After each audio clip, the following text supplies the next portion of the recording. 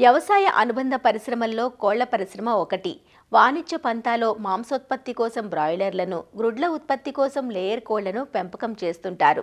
వాతావరణ ప్రభావం కోళ్లపై ఎక్కువగా ఉంటుంది. ఇప్పటికే ఉష్ణోగ్రతలు తగ్గుముఖం పట్టి ఉదయం వేళల్లో మంచు కురుస్తోంది. ఈ కాలంలో ఉండే చల్లని వాతావరణానికి సున్నిత జీవులు తాళలేక ఒత్తిడికి లోనవుతుంటాయి.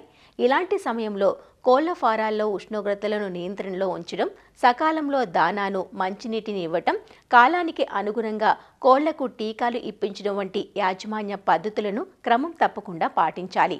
శీతాకాలంలో కోళ్ల పెంపకంలో తీసుకోవలసిన జాగ్రత్తలను తెలియజేస్తున్నారు సంగారెడ్డి జిల్లా జహీరాబాద్ DDS కృషి విజ్ఞాన కేంద్రం శాస్త్రవేత్త డాక్టర్ కైలాష్ మద్నే.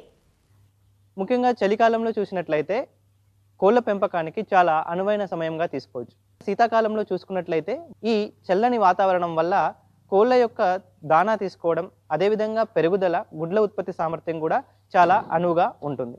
కాకపోతే ఇప్పుడు చూసుకున్నట్లయితే తెలంగాణలో, అదేవిధంగా ఆంధ్రప్రదేశ్లో చలి తీవ్రత ఎక్కువగా ఉండడం వల్ల మంచు వల్ల దానా తీసుకోవు, అదేవిధంగా పెరుగుదల అనేది ఉండదు.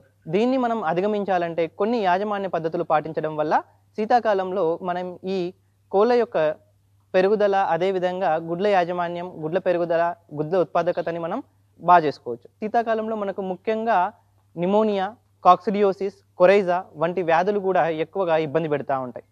దీన్ని మనం అధిగమించాలంటే కొన్ని మెలకువలు పాటించాలి. షెడ్ యొక్క ఉష్ణోగ్రత అనేది తగినట్టుగా ఉండేటట్టుగా చూసుకోవాలి. నీటి యాజమాన్యంలో చూసినట్లయితే నీటి ద్వారానే మనకి ఎక్కువ రోగాలు వస్తుంటాయి. ఈకోలై, సాల్మోనెల్లా వంటి రోగాలు ఎక్కువగా వస్తూ ఉంటాయి. కాబట్టి నీటిలో శానిటైజర్ అనేది కంపల్సరీగా వాడాల్సి ఉంటుందండి.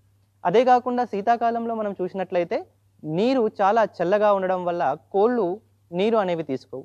అందువల్ల ఉదయం, అదేవిధంగా సాయంత్రం ప్రతిసారి నీరు అనేది ఫ్లషింగ్ చేయాలి.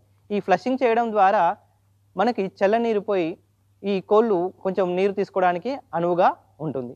దానా యాజమాన్యం అనేది చాలా ఇంపార్టెంట్. దానాలో తేమ శాతం ఎక్కువగా కాకుండా 10% ఉండేటట్టుగా చూసుకోవాలి. ఈ దానాలో తేమ శాతం ఎక్కువగా అవ్వడం వల్ల అఫ్లోటాక్సిన్స్, టాక్సిసిటీ, ఫంగల్ టాక్సిన్స్ అనేవి చాలా ఎక్కువగా అవుతాయి. ఈ ఫంగల్ టాక్సిన్, అఫ్లోటాక్సిన్ అవ్వడం వల్ల కోళ్ళు ఎప్పుడైతే ఈ దానాన్ని తింటాయో కోళ్ళలో టాక్సిసిటీ వల్ల చాలా మరణాలు అనేవి సంభవిస్తూ ఉంటాయి. ఈ సమస్యని అధిగమించడానికి మనం దానాలో టాక్సిన్ బైండర్ 500 గ్రాముల నుంచి 1 kg వరకు 1 టన్ ఫీడ్కి మనం యాడ్ చేసుకోవాలి. దీని ద్వారా మనకి ఫీడ్లో ఉన్నటువంటి టాక్సిన్స్ అనేవి చనిపోయి మనకి అఫ్లోటాక్సిన్స్ లేని ఫీడ్ని మనం కోళ్లకు అందించగలం. అదేవిధంగా యాసిడిఫైయర్స్ 500 నుంచి 1 kg వరకు యాసిడిఫైయర్ యాడ్ చేసుకోవడం వల్ల దానా మనకి శీతాకాలంలో ఫ్రెష్గా ఉండి దాంట్లో ఎలాంటి బ్యాక్టీరియల్ కంటామినేషన్ లేకుండా ఉండడానికి ఆస్కారం అనేది ఉంటుంది.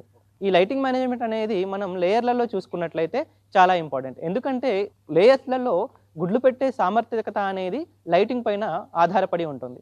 కనీసం మనం ఒక రోజుకి 16 నుంచి 18 గంటల వరకు మనం లైటింగ్ అనేది ఇవ్వాల్సి ఉంటుంది. కాకపోతే ఈ శీతాకాలంలో మనకి తొందరగా చీకటి అయిపోతుంది కాబట్టి మనం ఈ 16 నుంచి 18 గంటల వరకు మనం లైట్ అనేది కంపల్సరీగా ఇచ్చేటట్టుగా, అంటే అధిక సమయం లైట్ అనేది ఇచ్చేటట్టుగా మనం చూసుకోవాలి. అలా ఇచ్చినట్లయితే మనకి ఈ గుడ్ల ఉత్పాదకత అనేది బాగుంటుంది. అంతేకాకుండా బ్రాయిలర్లో చూసుకున్నట్లయితే శీతాకాలంలో చలి తీవ్రత ఎక్కువ ఉండడం వల్ల ఈ బ్రాయిలర్లలో బ్రూడింగ్ సమస్య అనేది చాలా ఉంటుంది. మొదటి వారంలో ఉష్ణోగ్రత అనేది 95 డిగ్రీల ఫారెన్హీట్ ఉండేటట్టుగా చూసుకోవాలి. అదేవిధంగా గాలిలో తేమ శాతం, అంటే మన షెడ్లో తేమ శాతం కూడా 45 నుంచి 50 ఉండేటట్టుగా చూసుకోవాలి. దాని ద్వారా ఈ కోళ్ళలో ఎలాంటి సమస్యలు రాకుండా ఉంటాయి. కోళ్ళని ఎప్పుడైతే మన ఫామ్కి వస్తున్నాయో అంటే మరీ చల్లని సమయాలలో కోడి పిల్లలను దింపుకోవద్దు. ఒకవేళ మరీ చల్లని సమయాలలో మనం కోడి పిల్లలను దింపుకున్నట్లయితే ఎక్కువ మరణాలు సంభవించే అవకాశం అనేది ఉంటుంది. కోడి పిల్లలు మన షెడ్కి రావడానికి ముందుగానే, అంటే ఒకరోజు ముందు మన బ్రూడింగ్ హౌస్ అనేది ప్రిపేర్ చేసి ఉండాలి. అంటే బ్రూడింగ్ హౌస్లో 45 నుంచి 50% తేమ, అదేవిధంగా 95 డిగ్రీల ఫారెన్హీట్ల ఉష్ణోగ్రత అనేది ఒకరోజు ముందుగానే మనం ప్రిపేర్ చేసుకున్నట్లయితే మనం కోడి పిల్లలు దింపుకున్న రోజు ఆ ఉష్ణోగ్రతని తట్టుకొని కోడి పిల్లలు అనేవి మరణాలు సంభవించకుండా ఉంటాయి. దాంతోపాటుగా లిట్టర్ మేనేజ్మెంట్.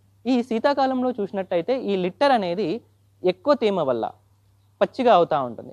ఎప్పుడైతే పచ్చిగా అవుతుందో ఈ పచ్చిగా అవ్వడం వల్ల మన షెడ్లో అమ్మోనియా యొక్క శాతం అనేది ఎక్కువ ఉంటుంది. ఈ అమ్మోనియా శాతం అనేది ఎక్కువ అవ్వడం వల్ల కోళ్ళలో మనకి ఫంగల్ ఇన్ఫెక్షన్స్ అనేవి ఎక్కువగా వస్తాయి. దాంతో పాటుగా ఎక్కువ నిమోనియా వంటి వ్యాధులు అనేవి, నిమోనియా అదేవిధంగా శ్వాసకోశకు సంబంధించినటువంటి వ్యాధులు వచ్చి కోళ్ళలో మరణాలు అనేవి సంభవిస్తూ ఉంటాయి. ఈ నిమోనియా రాకుండా మనం దానికి తగ్గట్టుగా మనకి కావాల్సినటువంటి యాంటీబయాటిక్స్ని ఫీడ్లో యాడ్ చేసుకోవడం ద్వారా మనం ఈ నిమోనియాని తగ్గించవచ్చు. ఈ శీతాకాలంలో చూసుకున్నట్లయితే ఈ చల్లగాలులు అనేవి కోడి పిల్లలకు నేరుగా తలగకుండా మనం పరదాలు అనేవి ఎప్పటికీ పైనుంచి కిందికి దింపుకునేలాగా చూసుకోవాలి. ఎప్పుడైతే మనం ఈ పరదాలని పైనుంచి కిందికి దింపుతామో అప్పుడు మన షెడ్లో ఉన్నటువంటి ఎక్కువ శాతంలో ఉన్నటువంటి అమ్మోనియా బయటికి వెళ్ళిపోయి షెడ్లో అమ్మోనియా శాతం అనేది తగ్గి కోడి పిల్లలు అనేవి చురుకుగా ఉంటాయి. కొరైజా అదేవిధంగా శ్వాసకోశ వ్యాధులు రాకుండా మనం శీతాకాలానికి ముందుగానే తగినటువంటి టీకాలు అనేవి వేయాలి. ఈ టీకాలు మనకి కంటి చుక్క ద్వారా వేయొచ్చు. అదేవిధంగా ఈ నిమోనియా ఏదైతే ఉండిందో నిమోనియాని మన పరదాల మేనేజ్మెంట్ అంటే ఈ కర్టన్స్ని పైనుంచి కిందికి దింపడం ద్వారా మనం అమ్మోనియాని కంట్రోల్ చేయడం ద్వారా మనం ఈ నిమోనియాని కూడా తగ్గించుకోవచ్చు.